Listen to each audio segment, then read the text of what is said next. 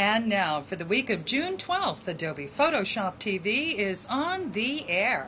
Welcome to Adobe Photoshop TV from the National Association of Photoshop Professionals.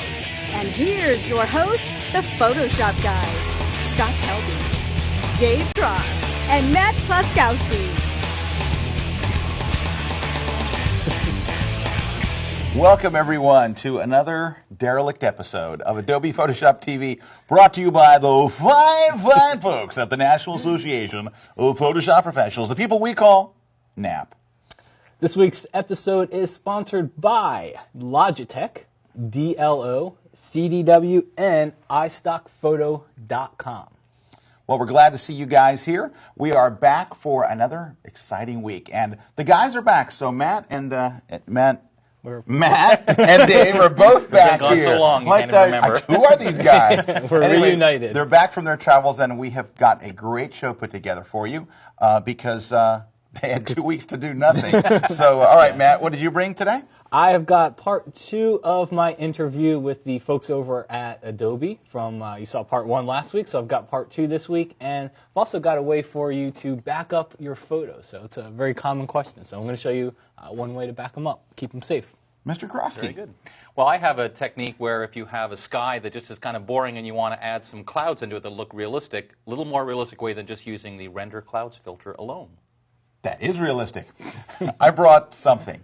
I can't quite remember what it was. Oh, yeah, I brought a tutorial for photographers on how to fix a lens problem. But before we get to that, we've got some big news. In the month of May, Photoshop TV hit 2 million downloads. Wow. So Thank you. It was all Thank one you. guy. One guy many times. Yeah, in Indiana. We appreciate your help, over though. and over and over again. It was nice of him. He's really busy. But thank you to our viewers all around the world.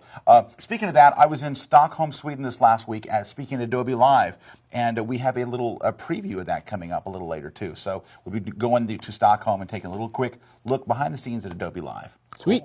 But not before we turn things over to our friend from Canada, Mr. Dave Cross, to start us off with his tip. All right, sir. Well, what I've done here is I've already taken the original sky out because it was just basically a boring blue. So I've put that on a layer by itself, as you can see here. And now I want to start building up something that resembles a little more interesting sky. So I'm just going to choose a couple of colors that might be sky-like. Red and green, because that's always good for a sky. You said interesting sky. Well, not that interesting. The Okay. sky part really isn't the interesting part. Hopefully it's the cloud part that's the more interesting. So I'm on what used to be my background layer, so I've just added some nice blue in there. And now we're going to add another new layer, and I'm going to press D to get back to my default color. So I still need to use render clouds, but I need to do it in a way that's a little more interesting, and ultimately a little more interesting, hopefully. So first of all, we'll just use the render clouds filter and just say, yeah, that looks pretty good right there.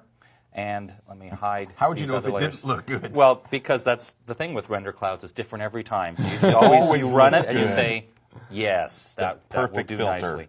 Now we're going to run levels, so I'm pressing Command or Control L, and I'm just going to take this mid-tone triangle, move it down somewhere in the 50-ish range, and then go to the Select menu, select Color Range, and from the menu of choices, I'm going to choose Midtones. So that's going to give me a selection which hopefully will fit the bill. So now we can get rid of this layer, get back to our blue and our building, and I'm going to add a new layer to which I will simply fill that with white. Now white is my background color, so I can press Command Delete, which will be Control Backspace, and I get clouds which are a little more interesting looking. Now just to take it a little step further, let's add a layer mask to that, and then do our render clouds to that. And then we can invert that, or we can use levels and play with that to lighten or darken it to see what we like. And one way or another, we get some clouds which just look a little more, not like that, a little more realistic than just using the render clouds filter alone. Very cool, Mr. you Cross. have it. Very, very neat. A very unusual way. Usually I would just wait for hours until actually clouds moved in. Yeah, So that's very, very cool. All right, hey, we're going to kick things over to that little spotlight, I don't know what we're calling it, our on-scene report from Adobe Live in Stockholm, Sweden. So take it away, me. Well, hi, everybody. Here we are in beautiful Stockholm, Sweden. We're just getting ready to start Adobe Live here. Now, it's kind of a rainy day here. It's been beautiful all week, but today it's kind of rainy. But luckily for us, Adobe Live takes place inside. Come on, I'll let you take a look.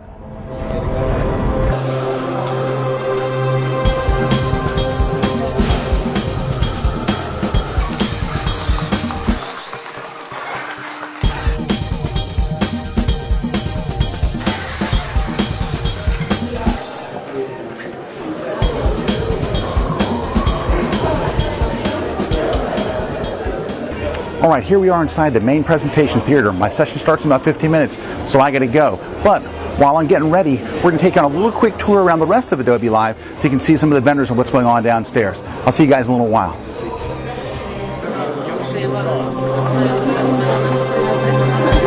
Yeah, we're taking a little segment for it right now.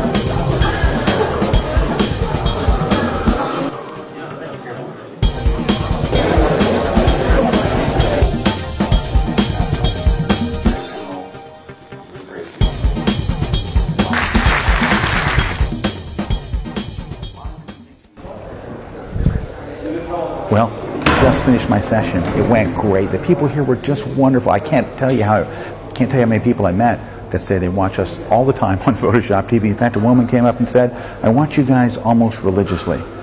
I'm not sure what that means. Anyway, we had a great time. Tomorrow I'm off to do a pro photographers event on the other side of Stockholm, and then the next day I have to fly home. Well, anyway, we had a great time. I hope you enjoyed this look at Adobe Live from Stockholm, Sweden. And now back to the studio.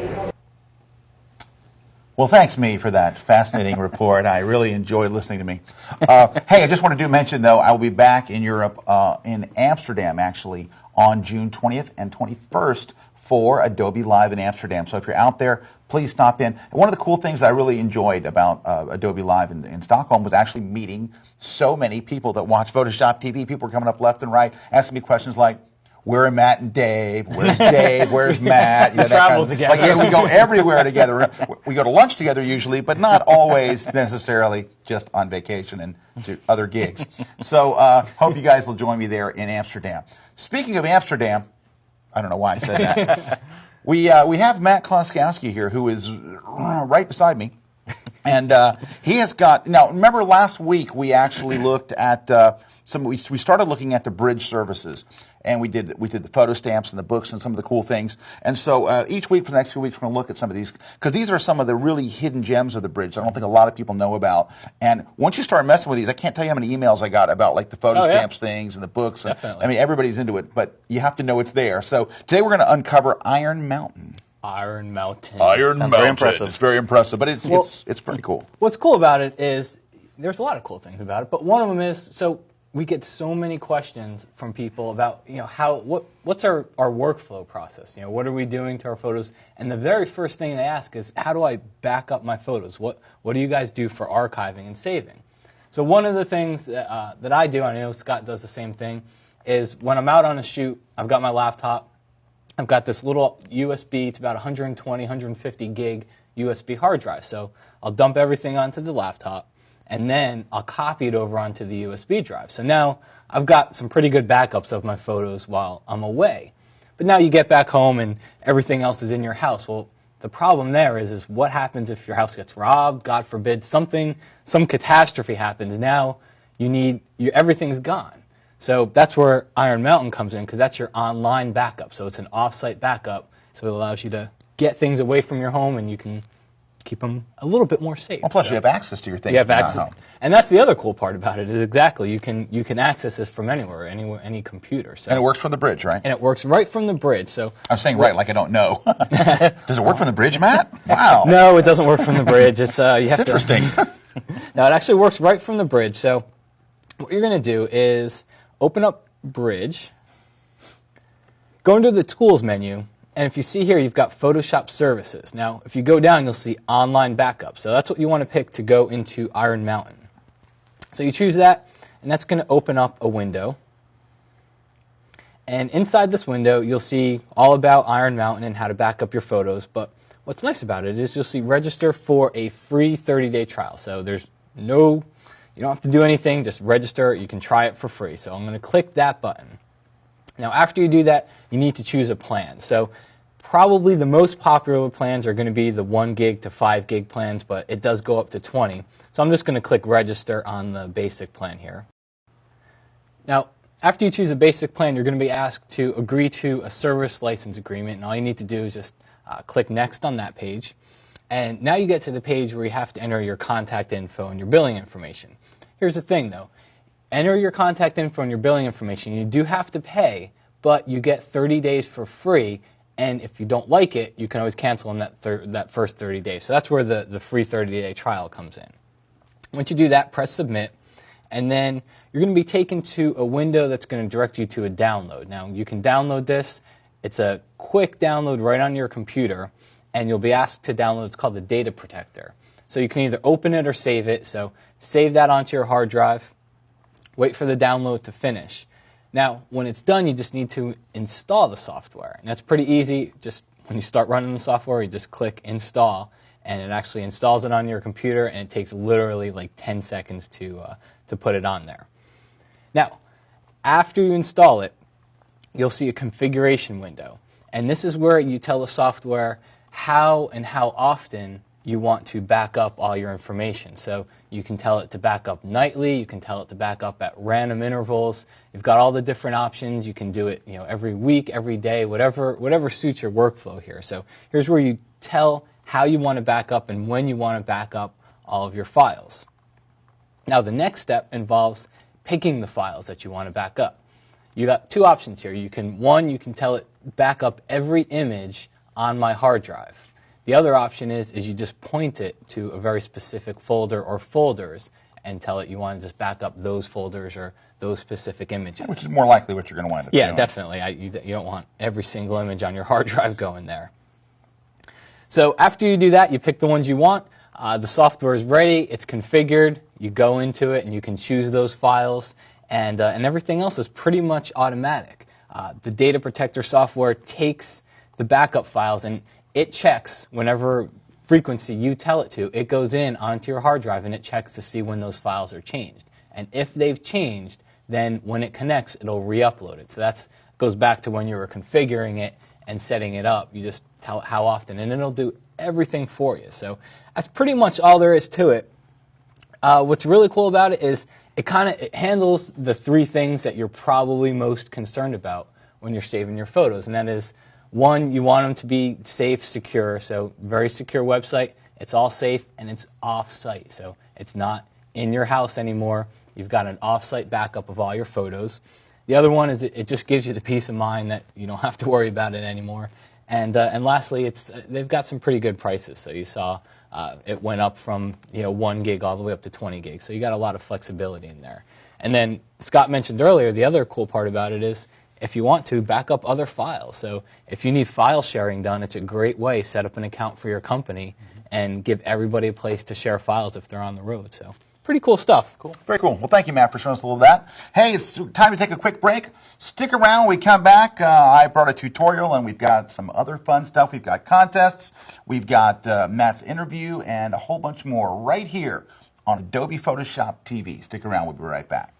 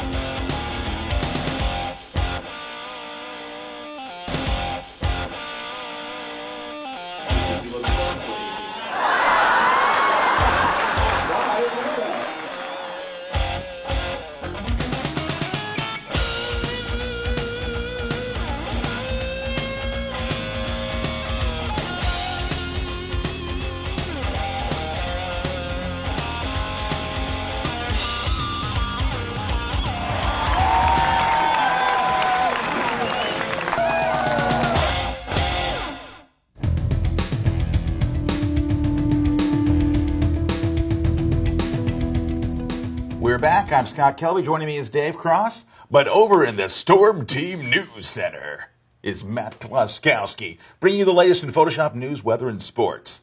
Here's Matt. It's Photoshop news from the Action News Storm Team with Matt Kloskowski. He's rocking the housekey.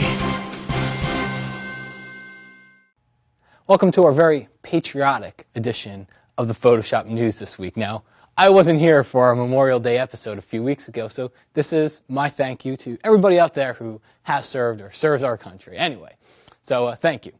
Now, the news this week is sponsored by Peach Pit. If you go to peachpit.com/Photoshop TV, there's a book 35% discount, and you get free shipping, so go check that out. Okay, so first up this week, Adobe speaks up about Go Live and Freehand. Now, this is actually via John Knack's blog, and he talks about the confusion that came around, some rumors that bounced around that Adobe was going to discontinue Go Live and discontinue Freehand. So here's the actual question from Adobe, and this is straight from their mouth. The question is Adobe going to discontinue Go Live and Freehand? The answer is no. It plans to continue support for Go Live and Freehand and develop these products based on our customers' needs. So that's the answer right there. You can go to John Knack's blog. It's actually blogs.adobe.com, and you can read more about it there. Next, Complete Digital Photography has released a set of new tools, and these tools enable you to manage multiple versions of raw files. So you can go to CompleteDigitalPhotography.com and find out some more information. And finally, Adobe Proxy has just been released. This is a new version of Adobe Proxy, and that's their quarterly design publication. So you can always go to adobeproxy.com and you can download it. It's in PDF form.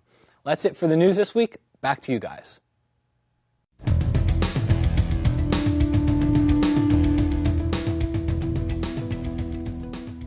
Well, thank you, Matt, and thank you, Matt, for doing Whoa, the I'm news. back. Wow. Again, How did almost you get- weekly by magic. How did just you get back so so quickly quickly from the from- Storm Team News Center? It's really not that that far new away. segue that we got him that he can zoom along. The Weather Center. All right. Back Now, to you you guys have- for Doppler radar. Now that the news is done, you have a little something for us, I imagine. That's exactly what it is, a little little something. something. That's I've always got good. a little something for you. It is a tutorial for photographers. It is a tutorial that deals with a lens problem called edge vignetting. That happens when you have a photograph where you look at the photograph and in the edges of the image there are dark corners basically. And in Photoshop CS2, Adobe introduced a new tool that helps you to deal with that. And there was actually a tool to deal with it for RAW, and I'll show you that too, but that's a little bit later on. But first we're going to start off with just you doing the JPEG version. All right, so here's the image we're going to look at. And as Dave Cross noted just a moment ago, this cloud looks like a bunny. It's a bunny. He's pointing out, that's the little bunny tail. I got it. Okay, all right. So, Or it looks like a cloud you made with my tutorial, one of the or other. it looks like a cloud made with Dave's tutorial. I thought it did. Okay, so we have this image, and in the corners, you can see what's darker in that corner and darker in this corner, darker in this corner. Oh, sometimes you don't realize how dark it is until you actually remove the vignetting. So to remove the vignetting, and again, you have to do this in Photoshop CS2, at least the first part of this, go under the Filter menu, under Distort, and choose Lens Correction. And it's going to bring up a very large dialog box called the Large Dialog Box. Here it is right here. Just off the screen where you can't see is a little thing called Show Grid. It's on by default. It's that annoying grid that appears right here. But we're going to turn it off because it's annoying. All right, now, so you can really see the dark edges here. All you're going to do is go over here to the Vignette slider. And you're going to literally just simply drag to the right. Now, there's not a particular number that you're looking for. What you're going to do is look in the edges and try to make the corners match the rest of the photo. So I'm just going to kind of drag it here and see how it's lightening up. Just a little bit more, maybe. Something right in there, maybe. All right, now, so all I did was go to the vignette. Here, I'll just zoom in so you can see a little better. There we go. Now it's huge. So all you're going to do is go right here and just drag this slider to the right to let you be able to see what it looks like. We'll click OK and look at the difference. Now I'm going to do an undo and a redo. So I'm using the keyboard shortcut. Command-Z on Mac or on PC would be Control-Z. So you can see before and after. Watch. Here's before and after. You can see how much vignetting came from the lens right there. Now, that's how it's done in just a JPEG. But you can also do this if you use a RAW image. Let me go ahead and open up a RAW image. And let me resize the dialog box so it fits a little better. And by a little better, I mean just a little. But here's another image that has slight edge vignetting. Not nearly as bad as the other image, but there's some edge vignetting up here and up here and here in the picture of this wedding cake. I'm going to slide this over so you can see. To get rid of that edge vignetting, and by the way, you can do this not just in Photoshop CS2, but in Photoshop CS. And I'm not sure if it was in the plugin that you could download for Photoshop 7 or not, because I didn't do my research. But we're going to go to the Lens tab right there. It was, by the way. Was it? Yeah. Well, there you go. That's Matt Kleskowski. Just thought I'd add that. I appreciate you adding that in. Okay, so the research department at Photoshop TV. All right. News and research. Here is the vignetting slider once again. So all you're going to do is you're going to grab it and drag to the right and just look in that corner. Now this one I don't think needs nearly as much vignetting. If you go too far, you'll see I've gone too far. Reverse vignette. It'll be pretty, yeah, reverse vignette. You'll be pretty obvious, but maybe something in there like that. Then we're going to go ahead and open the photo, which is off the screen. But if you watch my cursor down that way, hey, let me just do this for fun. Whee! I do that because sometimes my cursor gets, for some reason on my machine, my cursor goes crazy, and I don't have to tell longtime viewers of that. They always go, "Why does Scott cursor go crazy?" I don't know.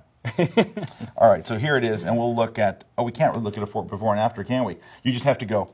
Wow, yeah, that's much better. Hit the little rewind button on in iTunes. Yeah, that is better. So there, no, actually, I can reopen the raw file again. See, that's like a.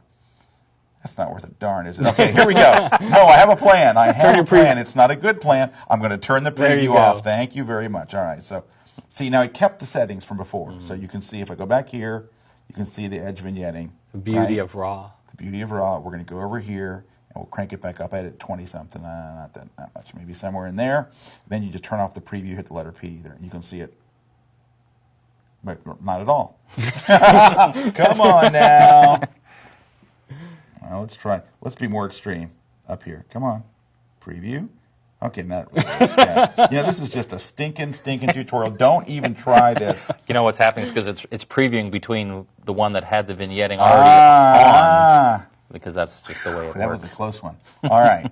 Now, what I am going to do for you, because I feel so badly about that little guffaw that Dave Cross just pointed out publicly and humiliating me, is I'm going to make one of these files downloadable for you. Unfortunately, that file's 20 megs, so I won't make that one downloadable. This one's an easy one. It's a JPEG. It's probably like 300-400K or something. When it's maybe not even that much. Let's see. I'll tell you how much it is, because why not? 328K. Hey, it's a 328K file. I'll go ahead and make this available for you on the Photoshop TV site, so you can download it and try one, so you can pretend that. But if you have a raw photo, you're on your own. Okay. Hey, what a great tutorial that was. Thanks for helping me out there, Mr. Crossan. Can I add to that? Oh, please do. Yes. Oh, yes. I beg you. This wasn't planned, but so you went into the lens correction filter. Can I show them a little unknown little tip inside lens correction? Yes, Okay, absolutely. What do you think he's going to say? No? No more tips. No, go home. We hate tips. So let's say you've got a photo that has a crooked horizon. Now you may know this already, because I did this way back in like the first episode. Didn't you do this? It was a long time ago. We picked up a lot of people since then. Episode 4, I believe. If they haven't gone back and watched, I'm sure there's people out there that haven't seen it. So what you do is, let's say you've got a crooked photo, go under the filter menu, right to where Scott went, to lens correction. And inside there, you will see that all these weird-looking tools, but look at that, the straighten tool. So take the straighten tool, and all you got to do is click and drag along a surface that should be straight, and Photoshop straightens it for you. Now, you can't see it down here, but way at the very bottom, all the way down here, is a setting called scale. And you can probably get away with 5 or 10%, depending on the size of your photo. Scale it up to get rid of those corners, and get rid of that transparency in there. So just a little... Well, thanks. That's actually I thought of while you were in there. It's actually much better than my tip, man. Thanks. Dave, you want anything else to kind of Hey, and on top of that, I got one even better. All right, guys. Well, hey, what we're going to do now is we're going to throw things over to Matt once again, because Matt's just not getting enough airtime today. He was out at Adobe just a couple of weeks ago and did a really great interview, and he got a chance to sit down with John Knack. And John Knack is product manager for Photoshop, and just a couple of the architects. Yeah, a couple of the architects as well. And John's got a great blog, John Knack's blog at Adobe. Not all the Adobe people, but 7 of them. No, a lot of Adobe people have their own blogs, and we read them every day because we have nothing else to do. But they're great. John's, I think in particular, is like one of my favorites, because I go there every day and cry. So anyway, we've got a great interview, and Matt's there. So. Well, I don't know why I'm looking at you. I'll because take us on there. Tape. Take us there. All right, go, Matt. Let's go to my interview. Yeah, John's a web guy. I actually came to Photoshop having used it for some number of years and being a pre-Photoshop chemical photographer person. And so I came here because I thought it would be a cool thing to work on. That's very cool. Using it. and different people in the group, just like there are different customer segments who use it for all kinds of different things. There's different people within the group. I'm feel much more in the mainstream this year than I did 4 years ago. When it was all getting your GIF dithered correctly. Right. How many colors do you get really? Right. Exactly. Right. And what's cool about it is it's almost like that Lightroom, the new Lightroom philosophy is by photographers for photographers, but it helps that the people creating Photoshop are actually use the program and know, have been in the trenches before and know what. At the end of the day, it's about getting things done. It's about getting out of the way of the user's creativity. I mean, some of the coolest things I've seen are going to the Photoshop conferences and seeing some of the really wacky things people have done with the program.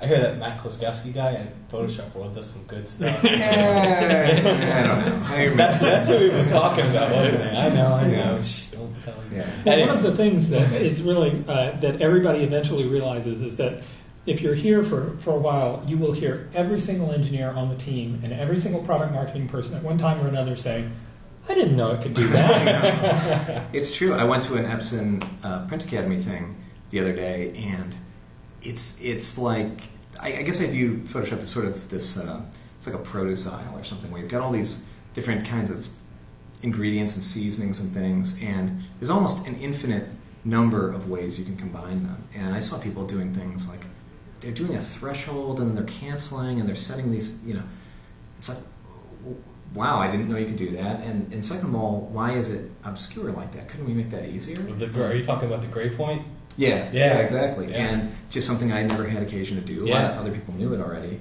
And that's the kind of thing where, I thought it was cool that I think about 20 people from the team took their Saturday and trekked up to San Francisco and spent 8 hours listening to people go off about printing and color science.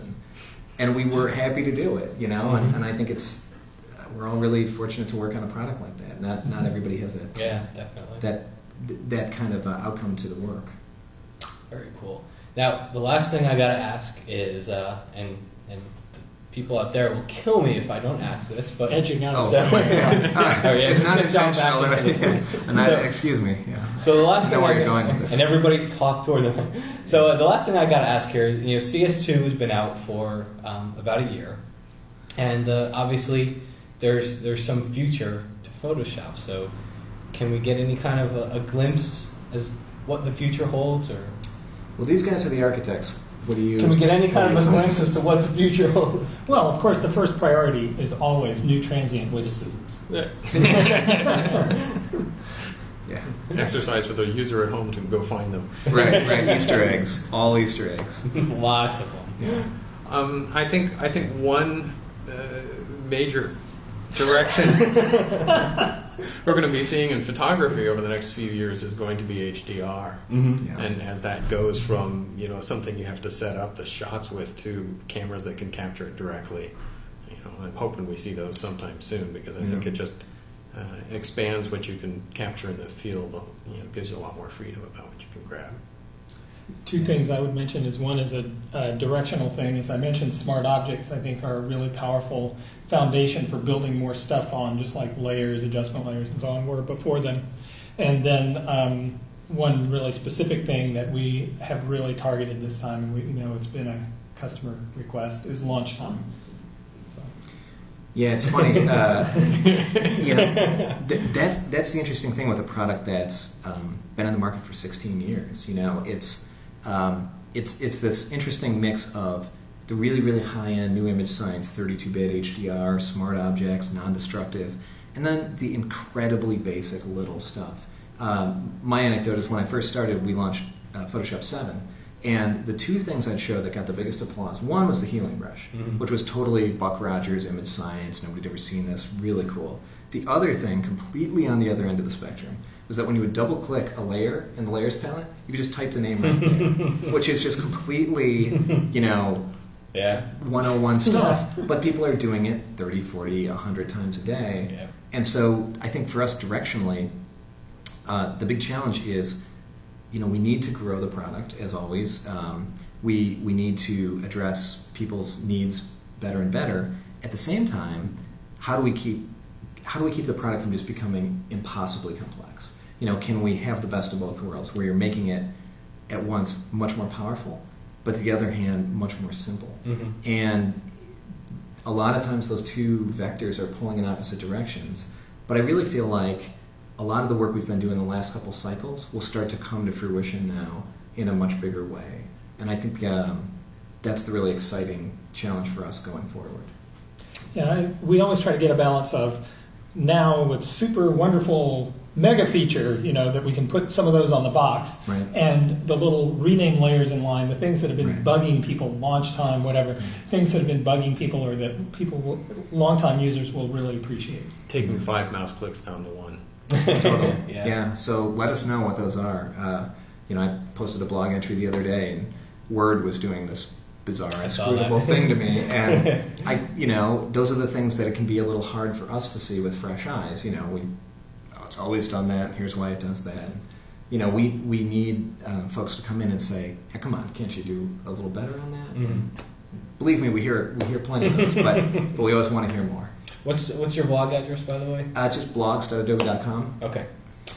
Well, and you know, what all you guys were saying, I mean, I know I appreciate it. I know the people out there appreciate that you guys know that that's what we're after. You know, wait again. We don't want the lights to go off. Don't need the lights to go off again. No, I know. I mean, we appreciate that you guys appreciate what everybody is after. You know, just like you said, to take 5 clicks down to 1 and things like that. So, again, I'm myself and everybody out there. I know that we all appreciate your work on it. So, but.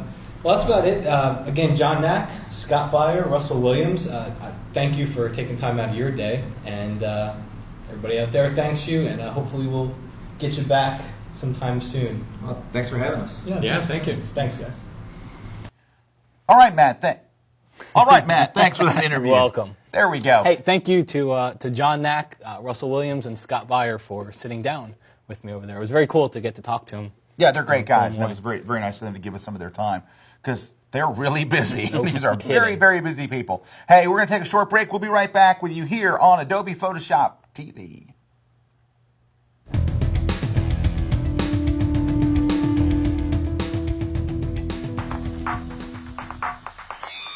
Strata 3D CX. Design at a higher power. Add the power of 3D to your Adobe workflow.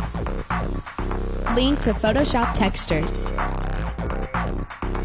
Import Illustrator artwork. Render to layered Photoshop files. Create photoreal images.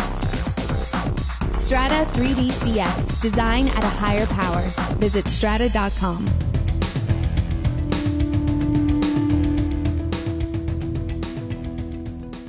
We're back, and it's contest time. Yes, it is. And we're going to throw things over to our master of contests, Mr. Dave Grass. I've never been called that before, I and know. I hope it never happens again. That's quite fine, because I am an Yes, MC. good. And he said it's fine. Let's call him that from MC. now on. MC Cross. Well, last week we had a contest where we put up a little dialog box and says, what is missing? And the answer was the none button. And as we always do at this point, we will magically show you. The winner was... Through the magic of post-production. So that was last week's contest. Now, this week we have a contest, and they're going to win something, I imagine. Some fabulous prizes. Well, first, they're going to win a DVD called How to Show Your Photos Like a Pro. This particular DVD is by one of my favorite instructors. Me. So it's a DVD basically on how to show your work. That's that. They're going to win a book, Photoshop CS2 Killer Tips, written by our guest last week, Felix Nelson, and One of your favorite? me. And then, of course, we're gonna give you a 1-year subscription to Layers Magazine, the how-to magazine for everything Adobe, published by me.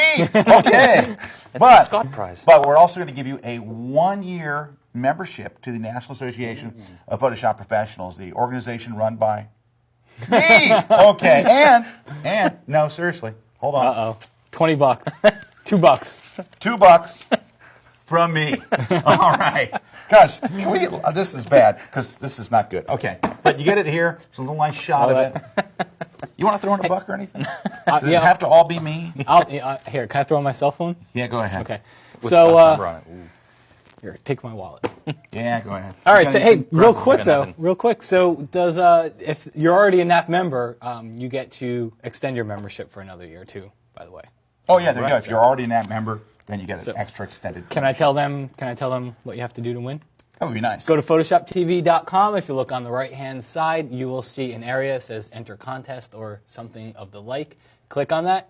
Enter in. Click the little drop-down. Say Contest Entry. Do we have any idea what the question is? Well, I'm thinking that we might want to tell them that, too. Now that Yeah. they know how to enter, here's the question that you might want to answer. And the question is, name a keyboard shortcut that is identical on both Mac and Windows. And there's a few possible answers, but it's got to be at least two keys. You can't say, like, Tab or Spacebar, Matt, because he was Matt was guessing like, before, and he was spacebar. like, Escape. Spacebar, Matt, escape. No, No. it has to be two keys together that actually do something. So Matt's already telling you how to enter, so go ahead and enter, and you'll win this fabulous set of prizes. Excellent. All right, Matt, how many times can people enter? All right, so let's take this opportunity to talk about a couple of questions here. You can enter one time. You can live anywhere in the world. You can enter. We send prizes everywhere. To Dave Cross brought this up before. John Smith, who asked why he hasn't won yet, that is because there's approximately 5,000 to 6,000 people that enter a week. So That's not it. We're out to get him. Yes. If we see that he won, we just put it back in and we draw again. Poor John. I think I handled a lot of the questions there. That's pretty much the main Wow, question. that was more than I expected. Okay. Hey, at the end of every show, we like to end with the ending of the show.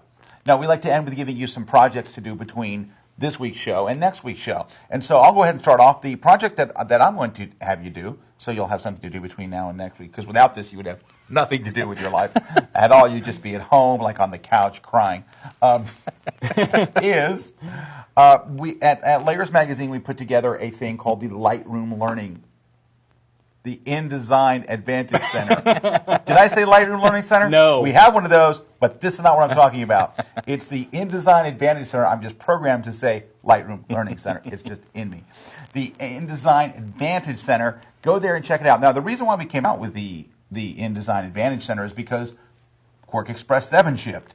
And we've seen both, and we think that you should know the advantages of Adobe InDesign. Not because we're Adobe biased or anything, but... But we use InDesign to do all of our magazines, and we're very, very enamored with it, and we want to show you why. So stop back there. We have about 25 video clips that show you basically the very, very cool things that you need to know about that you may not be hearing in all the clutter that's out there right now. So go check it out at layersmagazine.com. There's a direct link right on the homepage. Matt! So my to-do this week is over at Photoshop Contest. You can go and join in on a Photoshop contest. So it's Surprisingly. Wow, Yeah. really? So go and join others, submit your images. Pretty cool site to check out. So check it out, photoshopcontest.com. Awesome. Crossing. And my site is another place to check is versiontracker.com. It's a great place if you're just trying to keep up, make sure you have the most current, versions of everything. Versiontracker.com. Mac and Windows? Mac and Windows, yes, Cool. sir. Excellent. Well, that's it for this week's show. First, want to thank everybody that got us to the 2 million viewer mark. We're very, very excited, and just thank you guys. Also, thanks to all of our sponsors, and we will be back again next week with another salacious episode. On behalf of myself and our Canadian friend, Mr. Cross, See you next time. and Matt Kloskowski's rocking the house-key. We'll see you guys next week right here on Adobe Photoshop TV.